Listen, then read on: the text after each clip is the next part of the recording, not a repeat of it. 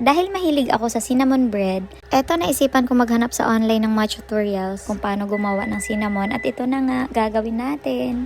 Ang ingredients ng dough natin is flour, granulated sugar, yeast, unsalted butter, warm water, egg, and salt. Paghaluin muna yung mga dry ingredients ng maigi bago natin ilagay yung warm water, unsalted butter, and egg. Tapos haluin ulit hanggang sa maging dough siya. Pwede natin gamitin yung kamay. Actually mga mami, hindi na ako gumamit ng gloves. At malinis naman po yung kamay ko, kaya okay lang yun. Basta malinis lang yung kamay natin bago natin siya inid. Pagkatapos pala nito, ilalagay natin siya sa bowl at tatakpan natin siya ng malinis na tela para mag-puff siya. Habang nag-aantay tayo sa dough natin na mag-puff, gawa muna tayo ng filling. Kailangan ulit natin ng unsalted butter, sugar, at dito na natin ngayon ihalo yung cinnamon powder. Pagkatapos, set aside muna natin at check natin yung dough. Pag okay na, ayan, gamitin natin yung rolling pin para ma-spread natin ng maayos yung dough. And then, saka natin i-spread yung ginawa nating cinnamon filling. Pagkatapos, i-roll na natin siya mga mamshi. Dahan-dahan lang para maganda yung pagka-rolyo niya. Isa to sa mga first time ko gawin, kaya excited ako anong kalabasan nito. Ang pinangkat ko sa kanya ay sinulid. Ang ganda niya tingnan. Sana pag naluto ito, maganda pa rin.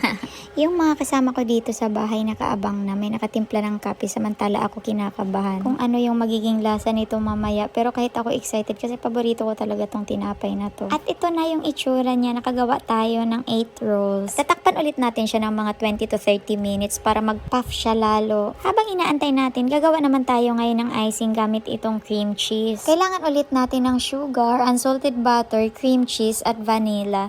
Mga mamshi, pwede kayong gumamit ng kondensada kung wala kayong cream cheese. Sa ibang tutorial kasi nakita ako kondensada yung ginamit nila. Pero pwede rin cream cheese. May available kaming cream cheese. Kaya yun ang ginamit ko at maiba naman. Dapat white sugar ang gagamitin dito. Kaso wala kasi kaming ganun. Kaya ang ginamit ko is yung brown sugar na available namin dito. At after 30 minutes, ayan, nag-puff na siya at pwede na natin siyang i-oven. At dahil nga first time ko, maya-maya ako tinitingnan yung binibake ko kung okay na ba siya, baka kasi masunog. At ito na nga, luto na siya mga mamshi. Ilagay na natin agad yung ginawa nating icing sa ibabaw ng cinnamon rolls para mag-melt siya. Pasensya na kung mabilis ako magsalita kasi meron akong katabing bata na may nagtatanong kasi kung anong ginagawa ko. Yung cream cheese icing na ginawa ko mga mamshi, ang sarap niya, promise. Try nyo rin siya. Ayan na nga mga mamsh, tapos na ako mag-bake. At ito na yung finished product na ginawa kong cinnamon rolls. At dahil 8 piraso lang itong nagawa ko, ayan, so far wala na namang natira. Ang sarap lang din sa feeling pag yung niluto mo, inasarapan yung mga kumakain, means pwede na.